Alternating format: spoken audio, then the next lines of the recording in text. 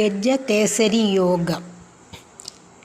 ജാതകത്തിൽ ചന്ദ്രൻ്റെയും വ്യാഴത്തിൻ്റെയും നിൽപ്പിനെ അടിസ്ഥാനമാക്കിയുള്ളതാണ് കേസരി യോഗം അഥവാ ഗജകേസരി യോഗം.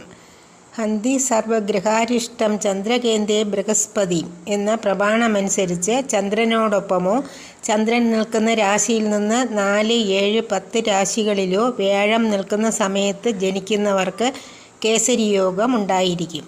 കേസരി യോഗേ ജാതോ എന്ന നിയമമനുസരിച്ച് ഈ യോഗമുള്ളയാൾ ധനവാനും സ്വന്തം കുലത്തിൻ്റെ അധിപനും മഹാപണ്ഡിതനും നാട്ടിലെ നേതാവുമായിരിക്കും. ഈ യോഗമുള്ളവർ 1000 ചാന്ദ്രമാസം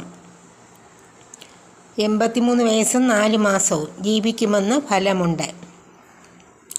ദീർഘായുഷ്മന്മാരായിരിക്കും. 1000 ആനകളെപ്പോലും ഒരൊറ്റ സിംഹം വധിക്കുന്നത് പോലെ ആയിരക്കണക്കിന് ദോഷങ്ങളെയും നശിപ്പിക്കാൻ ചന്ദ്രകേന്ദ്രത്തിലെ വ്യാഴത്തിന് സാധിക്കുമത്രേ. അതുകൊണ്ടാണ് ഈ യോഗത്തിന് ഗജകേസരി യോഗം എന്ന് പറയുന്നത്. ഈ യോഗം മുഴുവനായും ഫലിക്കണമെങ്കിൽ വ്യാഴത്തിനും ചന്ദ്രനും ബലമുണ്ടായിരിക്കണം. നന്ദി.